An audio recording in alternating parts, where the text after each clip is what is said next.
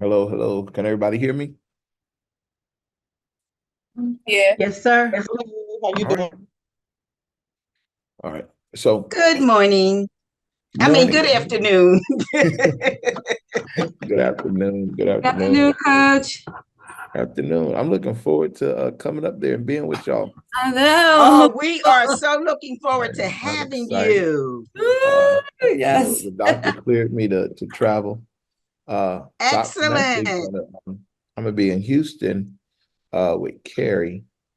When is that? May 1st, and then with you all on the 10th.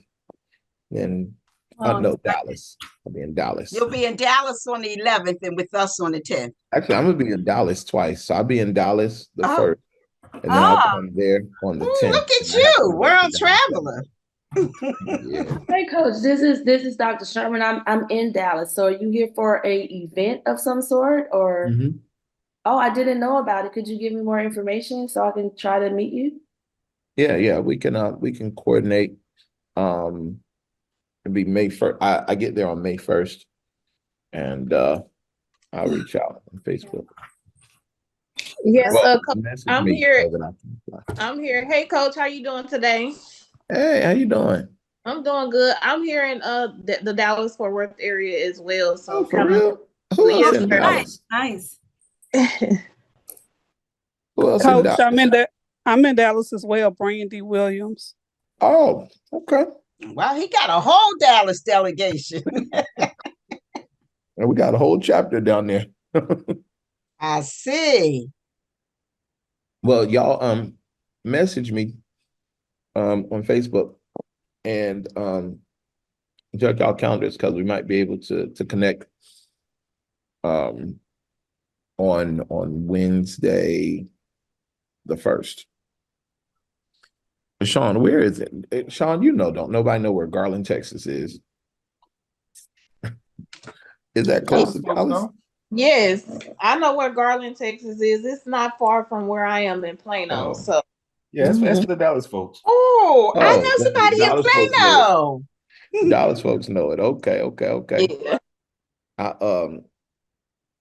I I didn't I don't know anything about Texas really. So I did not really understand that places are like 4 hours apart and still be in the same state.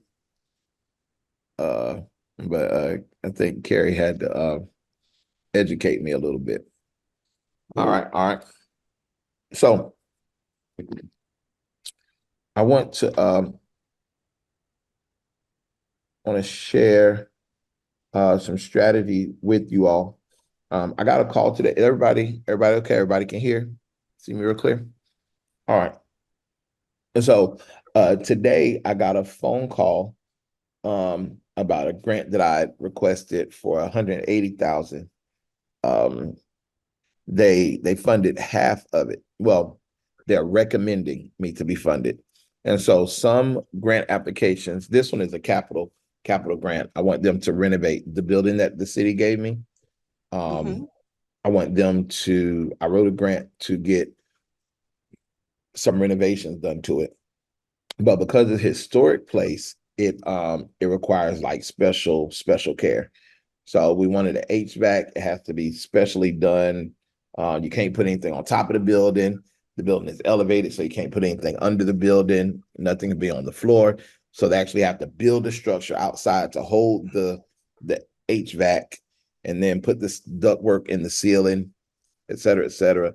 And then I wanted them to extend the porch, but it has to look a certain way because it's a historic building.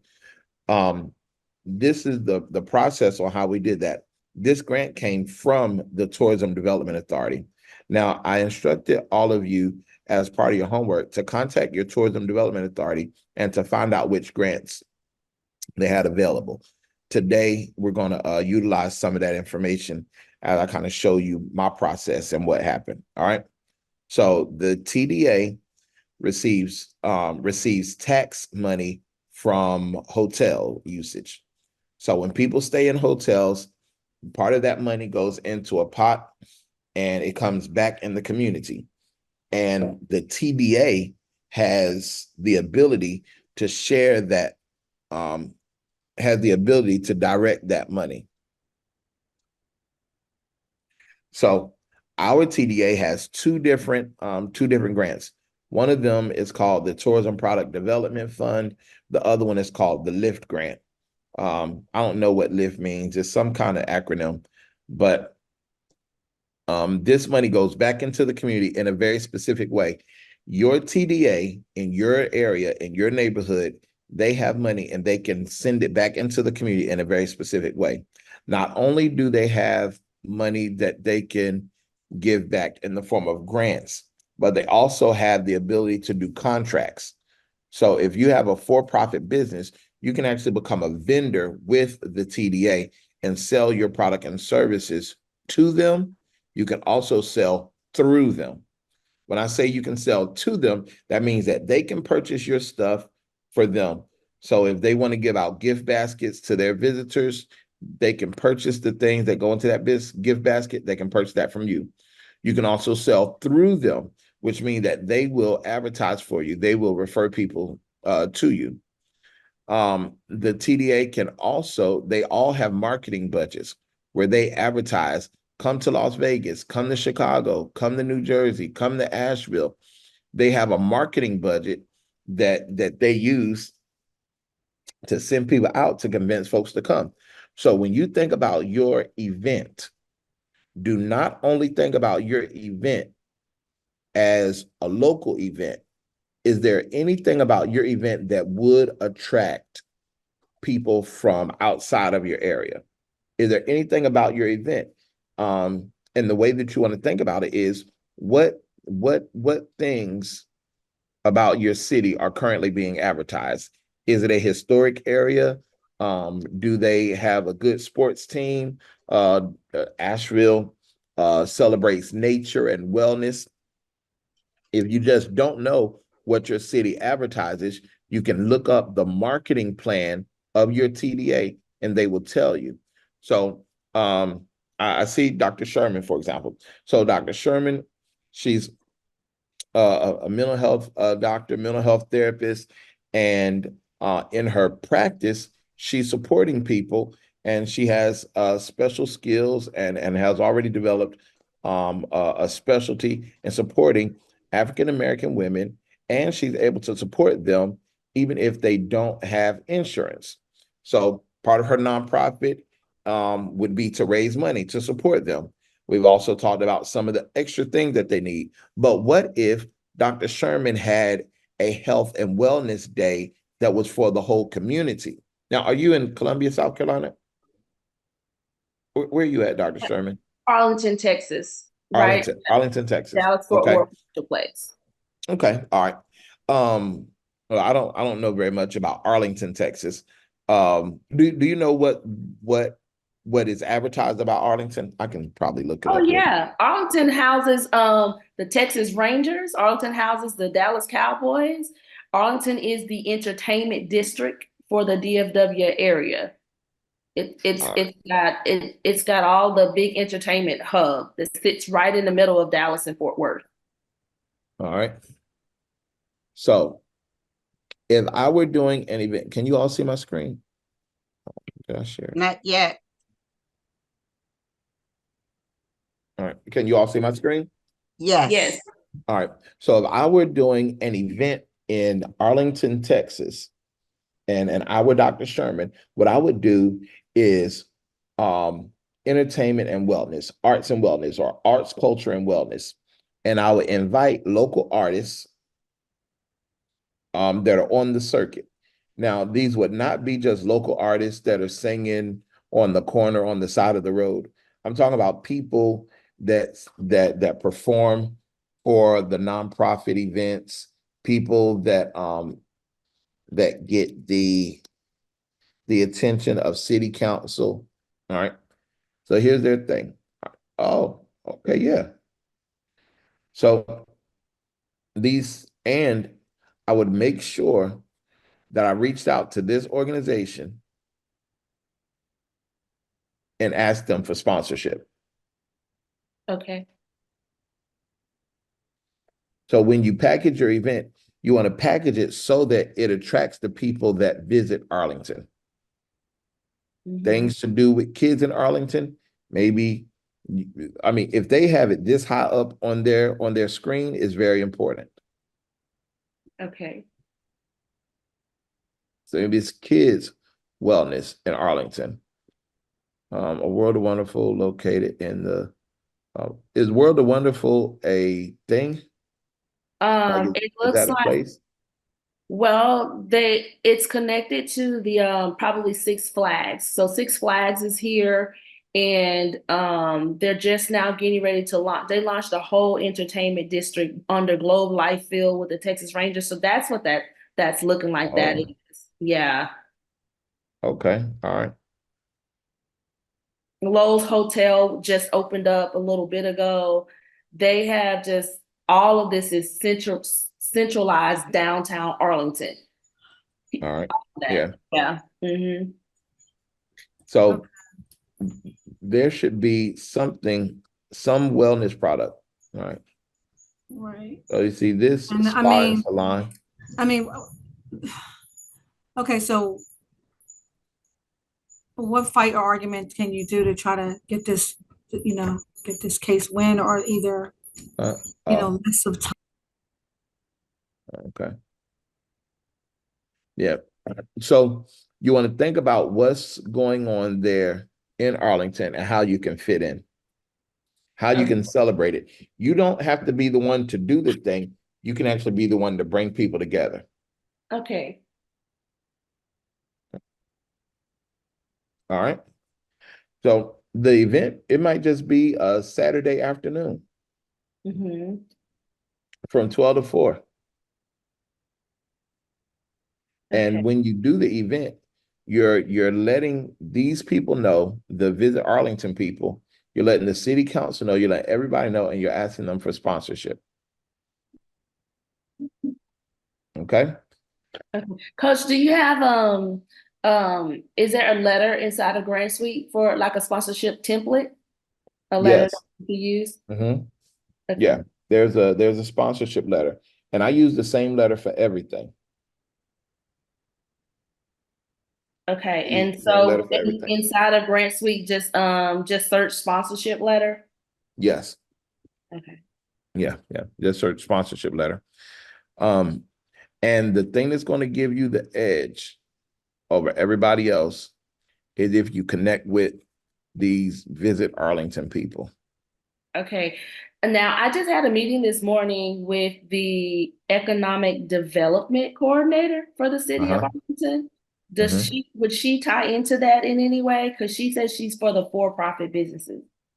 Yeah.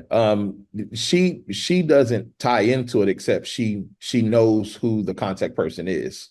Okay. So you want to ask her about that. Just ask her if she can introduce you. So the economic development person is working with for-profit businesses to attract more business, to grow more business, to create more jobs. That's the economic development person. But when you talk to them, because all of it is government people, you can just ask her, who would you talk to about um the Arlington, about the tourism stuff? Okay. Now you can also ask her if there is a tourism grant or grants for events. Let me see.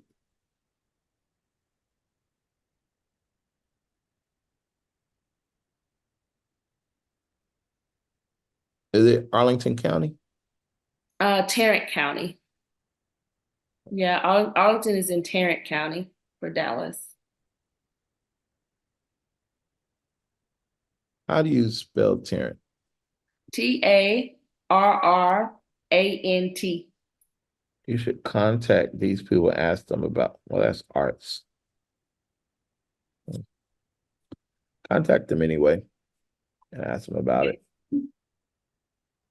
Okay, and I'll do some research on because Arlington gets hundreds and thousands of visitors because the Dallas Cowboys actually play in Arlington with the AT&T Stadium, and then the Rangers are, of course, they won the World Series last year, so it's just so much tourism happens with Arlington, Texas because of those two stadiums being here.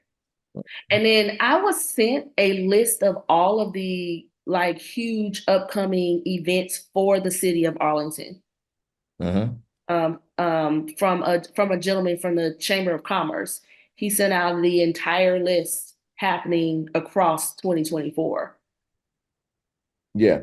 You want to think about ways that you can plug in, because you don't have to recreate the wheel. You don't have to build everything up. One of the things that we did in Asheville was plug into what's already working. So because tourism is a big industry, we started to target everything towards tourism.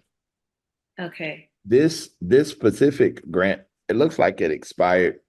But any grant that you see that has expired, still contact the people, because it could be coming up again. All right. That's a general rule.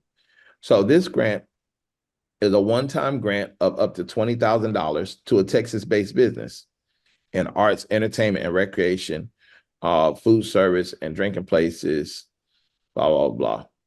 So it might look like none of this has anything to do with therapy, but I would put it under, I'd probably put it under recreation. Mm-hmm.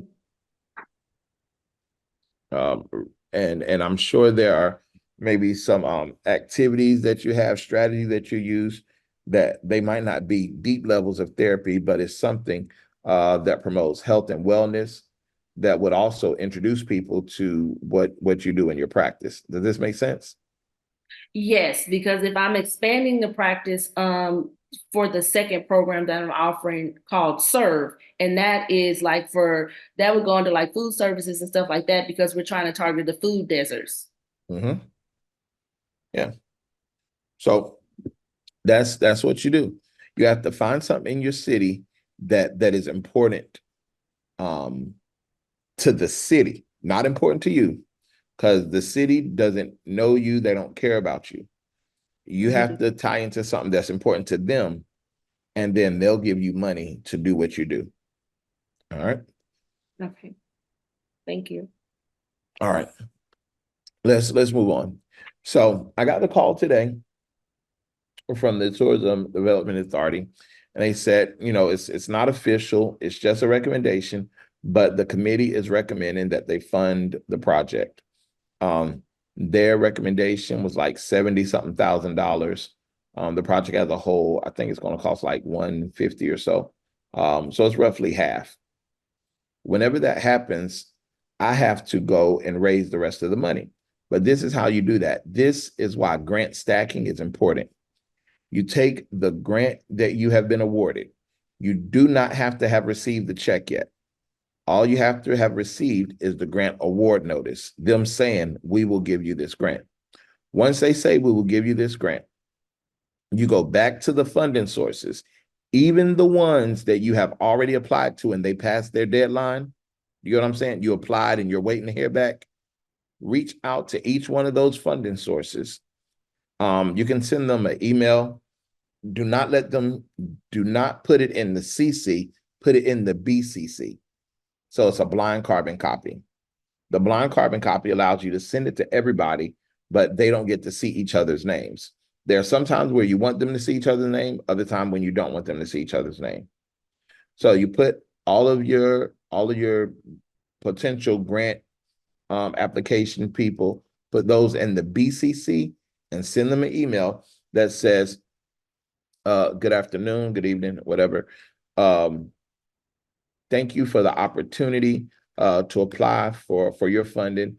We have been actively searching for other grants and just wanted to update you that we have been awarded whatever grant.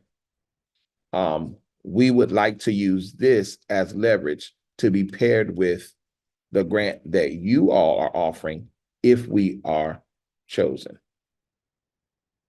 All right.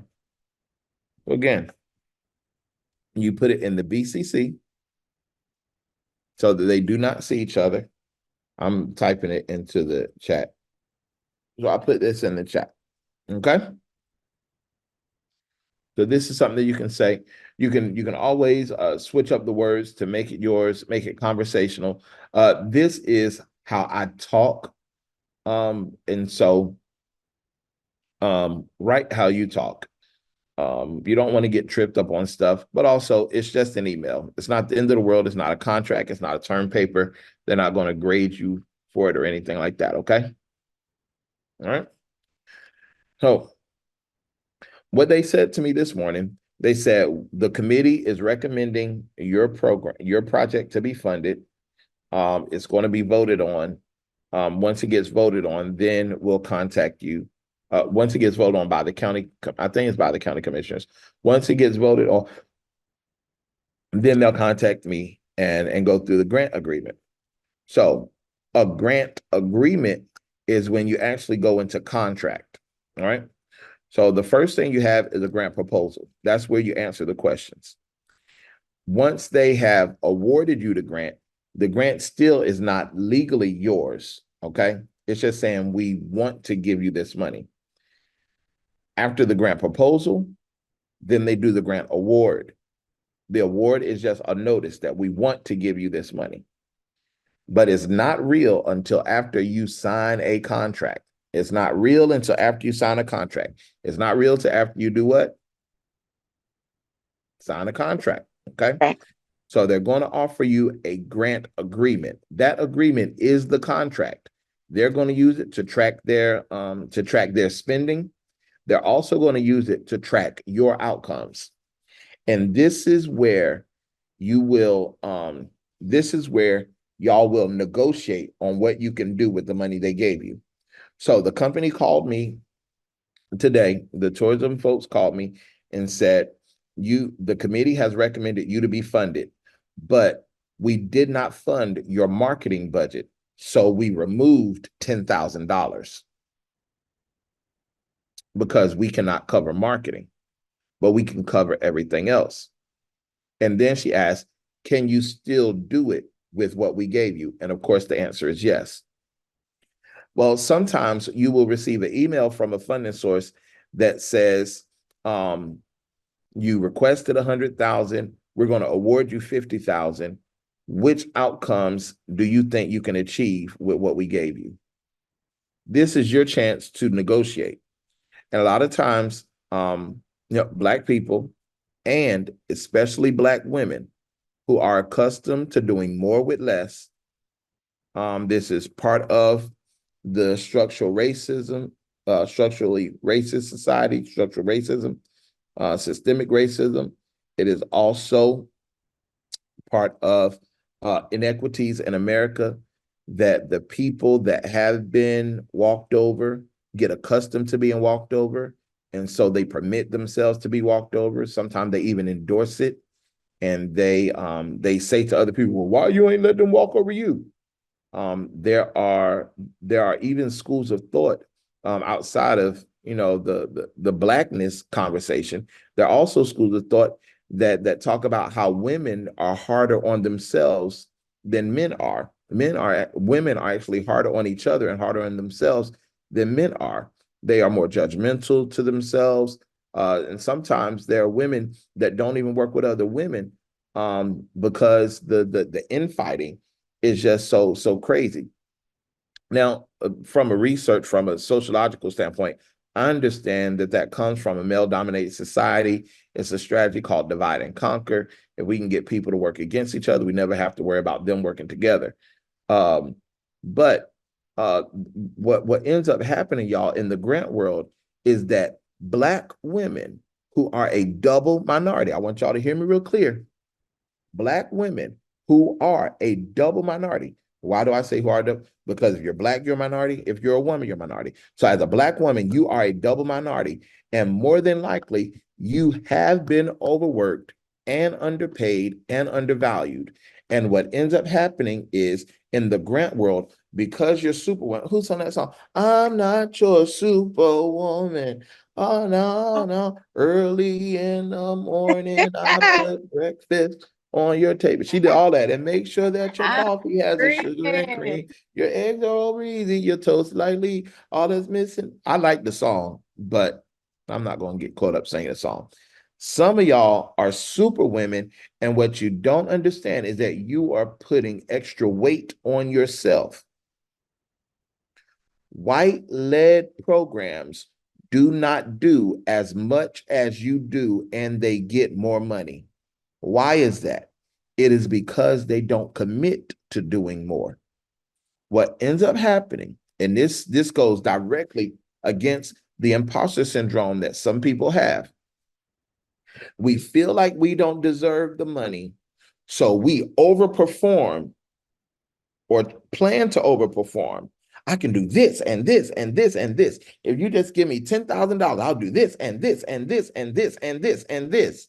Not even knowing that white-led programs are like $10,000, that's only going to get you one thing.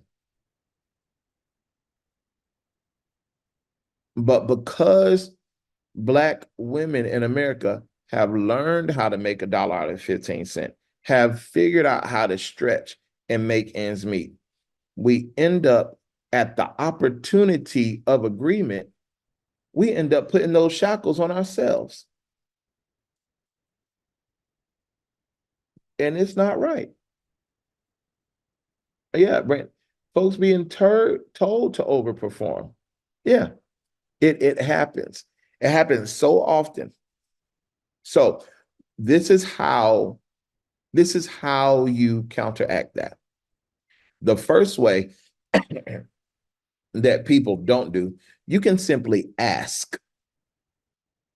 If you're going after a city grant, county grant, state grant, federal grant, you can just ask, how much do you typically allocate for these types of things? Or last year, how much did you allocate for this? If you awarded $100,000, how many people did they serve for $100,000? Did they serve 100 or did they serve 20? I remember one of my clients in Maryland was going after a state contract, and they were awarded the contract. They could do the service for $2,000 a pop. They were able to do it for $2,000 a pop. But I told them this strategy before we submitted. And it's called the Freedom of Information Act. You can request public information. I said, contact the state and ask them how much they awarded per person last time. And it turns out that last time they awarded $4,700 per person. So here goes my client was getting ready to allocate $2,000 per person when the rate, the standard, what they already had approved from the state was $4,700. So what do you think my client did? Double. Yeah. They raised their price. And they didn't raise it to 4,700. They actually, I think they did like 4,500. And not only did they get awarded that year, but they have consistently been awarded each year. And now their rate is 4,500. It has never gone back down to that 2,000, simply because, and this is a Black woman, they asked, how much does this thing cost? Or how much does the state or a city pay for this? The other way that you can know how much to charge is if you have realistically worked out your budget. And if you're in Power Pages, we worked out the budget for you. All right. If you worked out your budget and you plan to serve 50 people with this budget per year, and they give you half of what you asked them for, then now you should cut the number of people down by half. Make sense?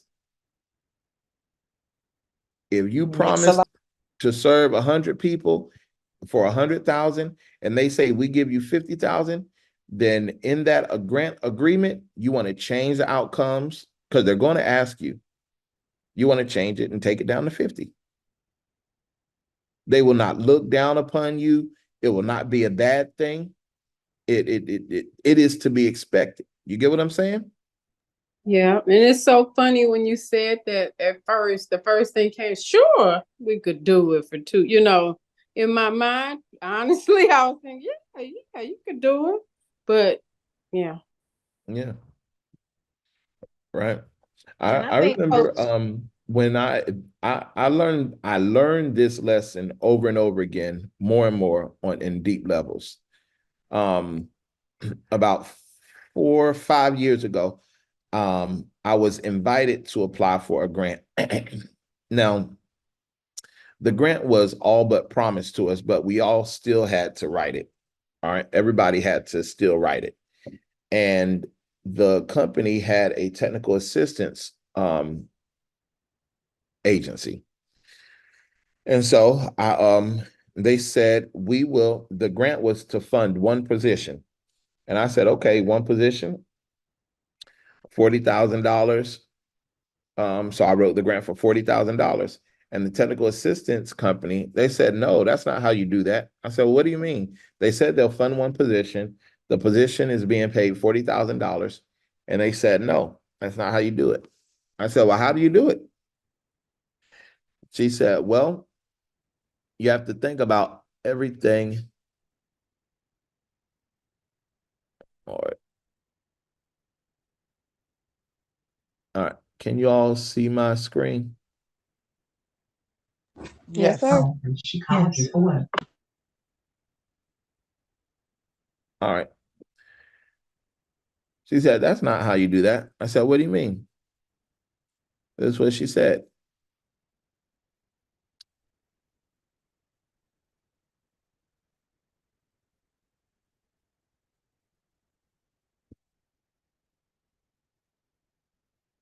All right. She had the staff. Can y'all see staff salary? Yes. Yes, sir. All right. Staff salary was $40,000.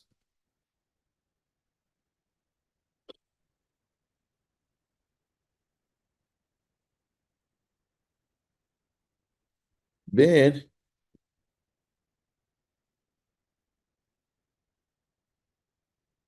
all right. Federal income tax, federal unemployment tax, state unemployment tax. FICA Food Asuta, I don't know how much that was. I think it was like 16%. Retirement was something, and PTO was something, and then payroll expenses were something. Healthcare was something. All right. All of this stuff together. All right. Can y'all see that? So somebody do the quick math and tell me what's 36% of 40,000. 14,400. All of this together was 14,000 what? 400. $400. Then she said, what about the technology that you need? Computer, tablet, cell phone. What about the transportation that you need?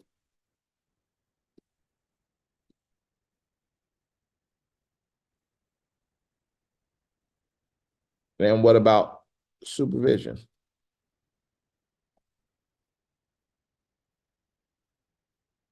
Supervision is 20%. What's 20% of the 40,000?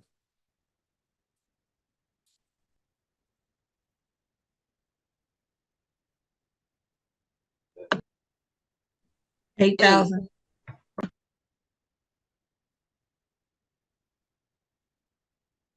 All right. So the gas is 52 cent, 52.5 cent per mile. Or you can put in for them to get a car. Put in for a car. Times 40 miles a week equals some number. The cell phone, tablet, blah, blah, blah. Let's say that's $2,500. All right. Somebody do this quick math. 52 cent times 40. 52 cent, 52.5 cent times 40 miles per week.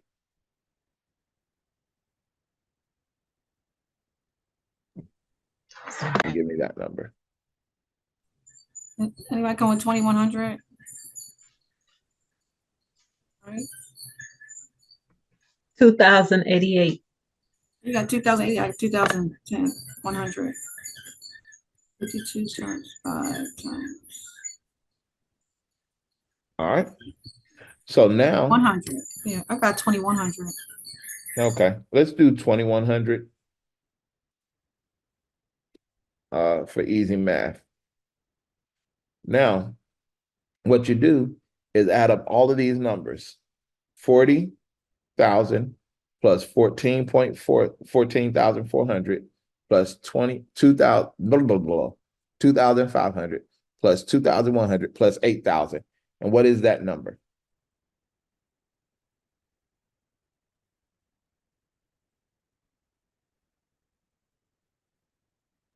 If I did my math right, 67,000. That's right. So the position to hire a staff person for $40,000, what number should you be asking for?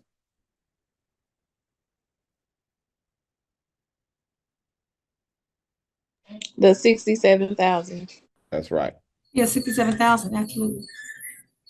You should be asking for 67,000. All of this together is considered fringe. How do I undo something?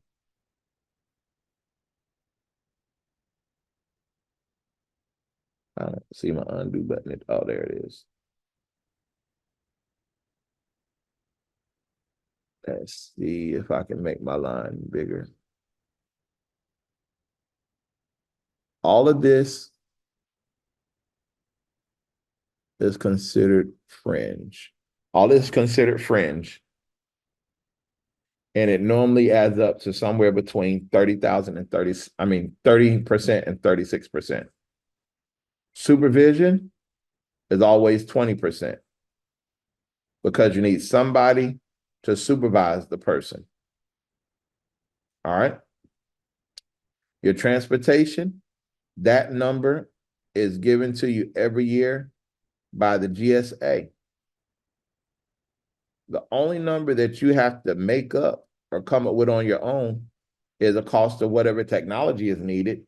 And you can just go online and see how much a tablet and a laptop costs. This is not strange, y'all. This is normal. But a lot of people don't know any better. And because they don't know any better, they don't do any better.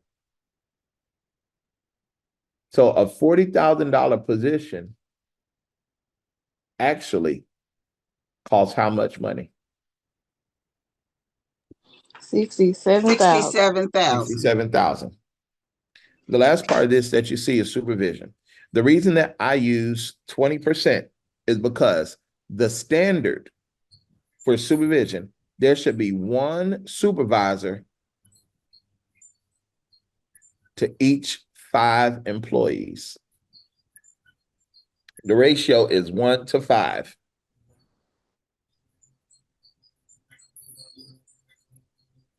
So if you have 5 employees, embedded inside of this 67,000 is a portion of their salary. Does that make sense? Yes. So if you have 5 people, then now you can have a supervisor that doesn't have to see clients. Why do they not have to see clients? The supervisors. So they can supervise. That's exactly right. This is what creates a sustainable program.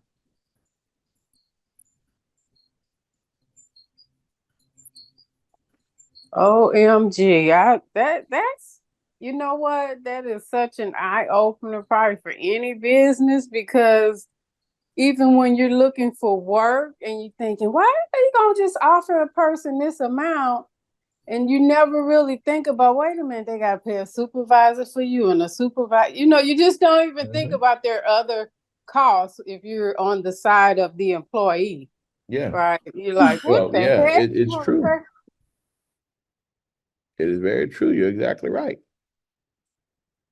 And when you're in your grant applications, if you only ask for $40,000 for a $40,000 position, what will they assume about your program? It won't last because you see Yes, it in absolutely. businesses. Absolutely. Yes, that's an eye It's not opener. sustainable, yeah. They're going to Yeah. look at you and say, well, they're going to think you don't know what you're doing. They're going to question if you are sustainable or not. Yep. Because they know this. And when you ask for $40,000, they know that you don't know this. And what's going to happen to this supervisor if they don't have a salary to supervise, but they part of one of the five trying to see clients and supervise? They gonna quit, man. They Yeah. get frustrated. They quit. They. It's Yep. horrible. I Mhm. see it. Do y'all see y'all see it? I hope y'all really do. Because when the person gives you the grant, what do they ultimately want? What do they want for you? To be able to Success. expedite that program, to be able to Yeah, implement they the want you program to do efficiently, good effectively because it's going to reflect on who? on us. Yeah. It's going to On reflect them, on them. yes, on them, that's right.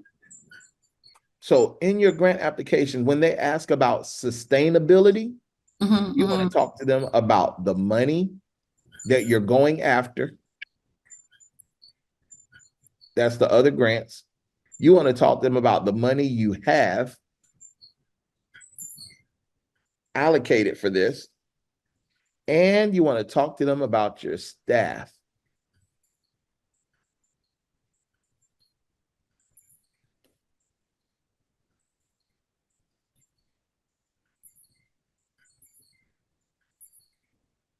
All right.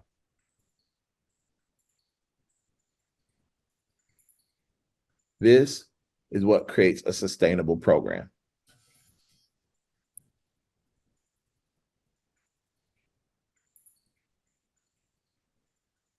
So oftentimes, it's not that people have asked for too much money. Sometimes you just have not asked for enough.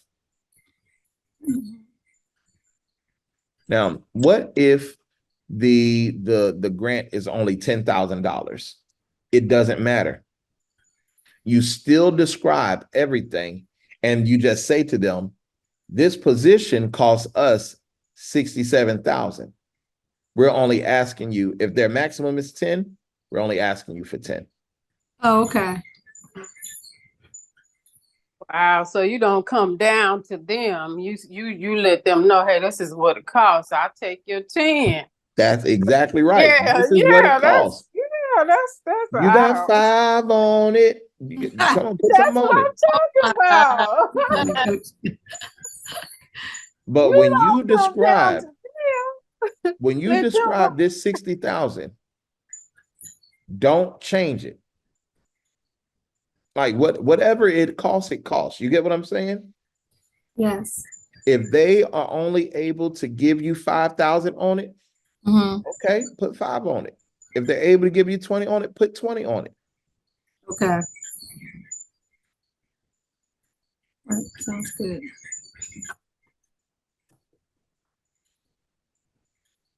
But you want to let them know that this is what you need in order to have a sustainable program, okay? Okay. All right. Anybody have any questions? I just want to say I appreciate the example for this because it, like Granny T said, it was like eye opening. It shed a light on a lot of things that I've been kind of fumbling on because I wasn't staying true to what it really was. Because I'm like, oh well, that might be too much, or let me bring what it actually costs down to fit the grant Mhm. price. Now that I see this, I'm like, oh my God, I've been doing it wrong. Mhm. Yeah. So many times people cut themselves short just because they don't know. And when you look at the Black experience in America, and especially the Black woman experience in America, she has been conditioned to do more with less. I was at a presentation of some master's level students presenting their research, and one of them explained how trauma, his specific research was on how a traumatized mother will birth a traumatized baby. And he explained to me something that I guess everybody knew except me, but he said that your genes have a memory. Mm-hmm. Um, and and the memory that's in your genes, it gets passed down from generation to generation. And he was able to scientifically track that a traumatized gene will last in one family for 4 generations. Y'all get what Wow. I'm saying? Yes. So if the mother was sexually traumatized, even if the brand new baby has never been inappropriately touched, that gene is there. Mm-hmm. And it does things. It's fascinating research. But what we understand is that for 400 years, y'all, Mm-hmm. Black people in America have been oppressed. Mm-hmm. Okay. Now, if you remove that and you just look at the nonprofit world, the philanthropic world, the world of grants is called philanthropy. And the philanthropic world is only about 100 years old.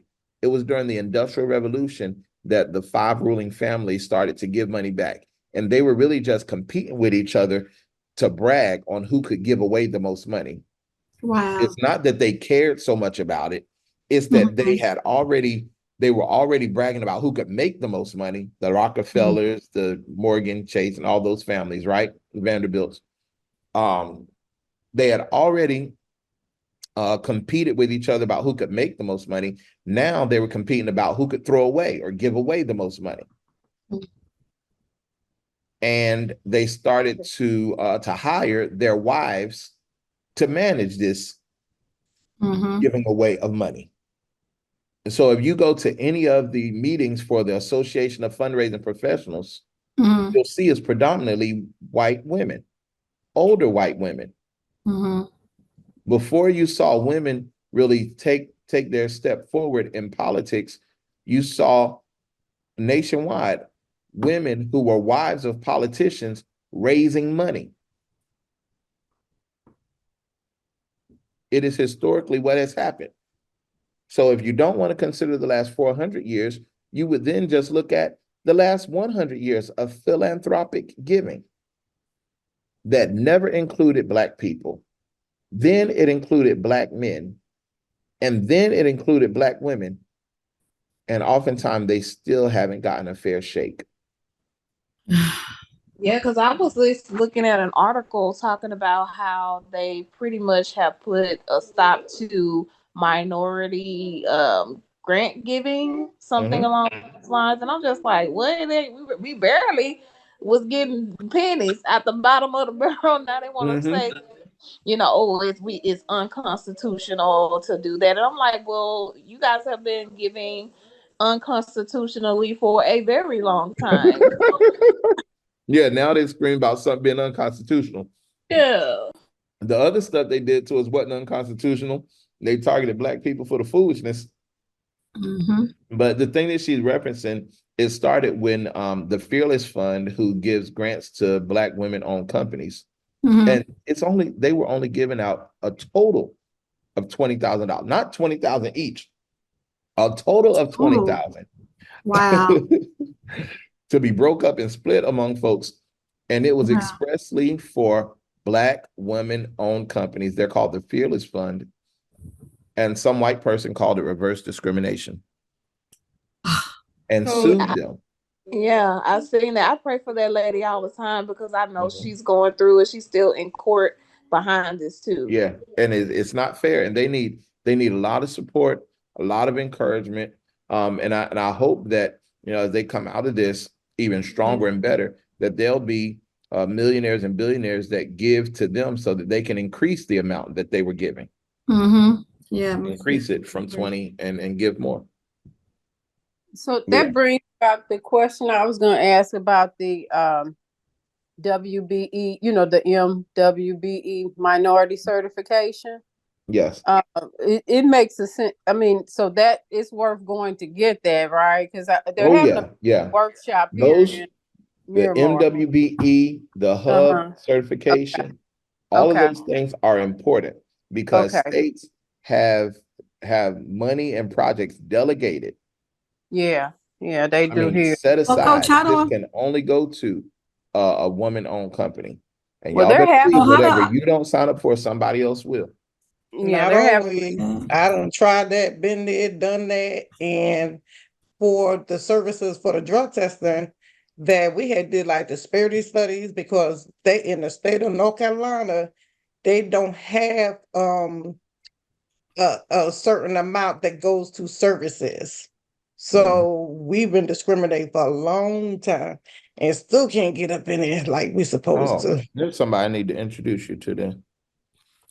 This is a woman up in Raleigh that's been getting people through. That's what I'm talking I about, ended Coach. up I ended up start applying for those because think it was a waste of time. But Mhm. the crazy thing was people from other states, well, because I was certified through other states as well, they was reaching out to me. But since I dropped the North Carolina, I couldn't really do the other states at that point. But how your own state don't help you if somebody else come and try to help you. That's It, crazy. it is crazy. It's crazy. well, here's your, Few Coach, weeks for my, ago. like, talk about my pastor. So for my profit business, I have those certificates, the minority certificates, women-owned minority certificate. I have the business enterprise certificate. So I'm like, I just have to go to that site and see what jobs they have set aside for that. Not jobs, contracts. So if you are registered, if you're a hub, historically underutilized business, a minority women-owned business I enterprise, am. if you're any of those, you should be on the procurement site, and they should be sending you procurement opportunities. If you're not on there and they're not sending it to you, then it's like a daily digest or whatever. I get them all the time.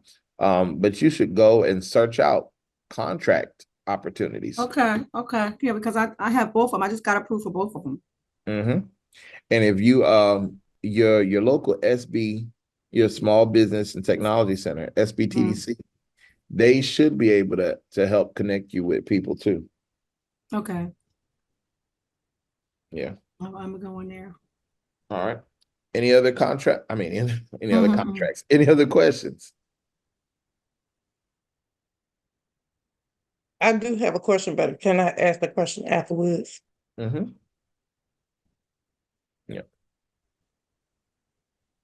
All right then. Well, y'all, thank y'all. Y'all have a good day. Did anybody do a homework where I asked you to find grants with your tourism development authority? Did anybody do that? Yeah, I got the page, but I never did figure out what they were giving out. Only thing I'm seeing is where they're telling us we can come and get a certification for women. What I just asked you about that, but I don't really see where they're giving out grants. Yeah, email and ask them. Email the contact person, just ask them. You mean the contact person for what though? It's like they have the like I said, they have workshops they're doing, but don't see it, and they're calling, we're the All America city, we're called Miramar. And so it's like Go to their contact list. You can either send a general question to their general inquiry, or you can call up there. Sometimes the secretary will know. Most of the time, the secretary knows. Whoever answers the phone is going to know. If they have an equity person, you can ask that person. Okay. All right. That's that. Okay. There was a question. Alice Marie had a question. Can you go over what are specifics in a little more detail on mission-related revenue for the budget? All right.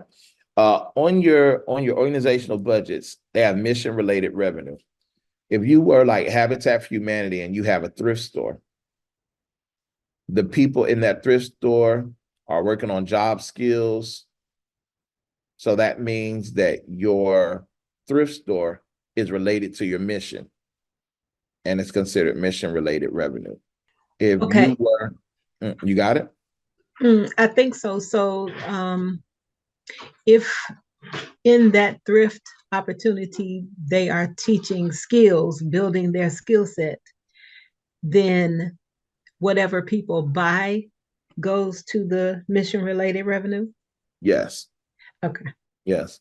If your nonprofit did a garden, and you had a garden and you sold the stuff that was grown in the garden, you sold it at a farmer's market each week. That money that is made is related to the mission, and so it's called mission related revenue. Now, there's a college in Pennsylvania that opened up a pasta factory. And they started making pasta and selling it. Well, pasta has nothing to do with education.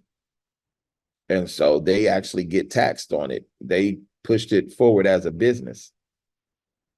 And that's considered non-mission related revenue. So as a nonprofit, they get taxed on the profit they make because the activity has nothing to do with their mission. So as a nonprofit, you want to make sure that there's a line from the activity to your mission. And that's why your missions are so important. Thank you. Okay, Coach, I got a question about that in particular. So, by me having the nonprofit for the homeless pregnant women, would a daycare be something that will be mission related revenue? Yes. Okay. Yes. As a matter of fact, I'm glad you bring up these other ways, these questions about it.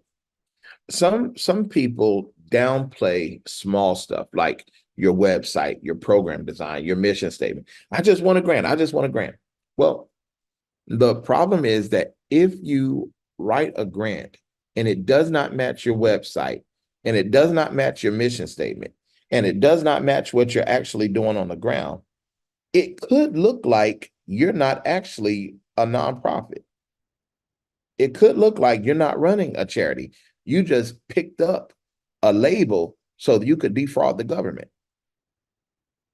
You get what I'm saying? Yes. Yes. Wow. That's what you said. So you want these things to match. And that's why when we created Power Pages, part of it was because I needed to train my writers on how to write more grants for more people in different parts of the country. And I wanted more testimonials. But it was also because some of the students, I don't mean no harm, but some folks were just hard-headed. Like they was like, well, I want to do this, but I don't want to do that. I want this part, but I don't want that part. And they didn't see how it all came together. It all is required because it all sets you up for success. And at some point, you're not only going to want the $500 grants or the $5,000 grants. You're going to want the $50,000 and $60,000 grants and the $100,000 and the $1 million grants. And in order for you to be awarded that, the thing that's on the paper needs to be reflected on the website. They need to see the same thing over and over again. You get what I'm saying? And if the IRS ever needed to look and check on what you're doing, they're going to look at your 990 and say, if they were talking about Retanya, for example, they will say, oh, she serves homeless women and she provides them with job training. Why is she paying for daycare? Why does she have a daycare? Because it's on her website that the ladies, when they go to work, they need childcare. And they need childcare at a discounted rate. And it's hard for them to get childcare. So she figured out how to provide childcare out of their program. And then maybe some of the women wanted to learn childcare as a skill and get that certification. So now they're providing childcare for other working women. And now the money helps the organization. And it makes plain sense. Do y'all get what I'm saying? Absolutely. So you can do whatever you want, but you do want these things to match. You want to set yourself up for success. And it really, really is all about saying what you mean and meaning what you say. You can be as creative as you want. Make sure it can all come back to your mission statement. If somebody asks Retanya, why do you have a daycare? She need to be able to say, because the women in my program need childcare. Absolutely. Why is there an expense for massage therapy sessions? Because the men in my program have come out of prison and they've been sleeping on cots, and part of their welcome is a wellness package that includes a session with Dr. Sherman and a session of massage therapy at the local massage therapy school. I told y'all about the grant that was awarded, and we were in the grant reporting meeting where we report on what we did with the grant. And one lady, she said, I bought a stripper pole. I said, what? She had a stripper pole installed in her basement. And I was waiting on them to drop the hammer. I was waiting on them to turn up their faces and look over their glasses and everything. And they said it was for recreation and wellness. It was aerobics and dancing and calisthenics. Yes, I agree, because you definitely have to have good upper body strength for that type of stuff. But I don't know nothing about it. But yeah, do you get what I'm saying? Workout. It's a known workout. You have to be able to connect it back to your mission statement. All right. All right, y'all. Any other questions? I have a question. All right. Well, thank y'all. Y'all take care. I'm actually if any of you were available and you wanted to come tonight, I teach a Bible class Tuesday nights at 6:00, and Smitty the GOAT is coming tonight to talk about credit. And I told one of my deacons that that Smitty was coming. He's like, what is that? I said, Lord, I just get in so much trouble with the traditional church folks. Well, you know the talent story. Hey, we got to learn how to multiply them. You know, they'll get over it. They'll get over it. You know how Peter. But yeah, I want y'all to come. He's gonna be sharing some credit secrets, just help folks with their personal credit. And if you have business stuff, he'll be sharing about that. It's a big deal for me to invite anybody.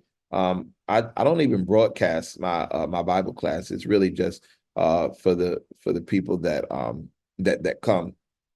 But I'm being challenged. Derek is challenging me. God is challenging me. I'm being challenged to just kind of express a little more and expose a little more and just kind of let the light shine. And even though Smitty is not a church person, it doesn't really matter. He's a wise person.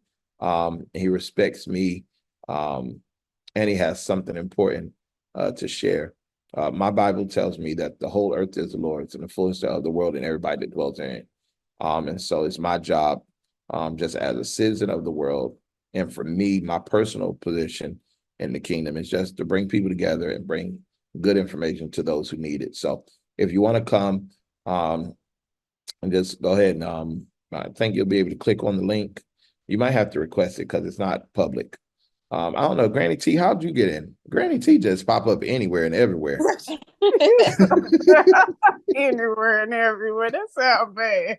Anyway. How you get in? How did you get in, Granny How T? did I get in? Huh? Oh, I had to talk to you. I might have to kill you if I tell you that, right? But if you want to come to my Bible class, touch with I was in touch with Lakeisha, so Lakeisha, girl. So, but I should have the link. Let me see. Where is? Let's see. Looks like somebody just put it in the chat. Oh Okay. yeah, Alice Marie, she comes too. Okay, Alice. Y'all been slipping in there. That's funny. Yeah. All right, y'all. Well, y'all take care. I'll see y'all. And reach out if you need me. Hopefully, all of you are in the school community.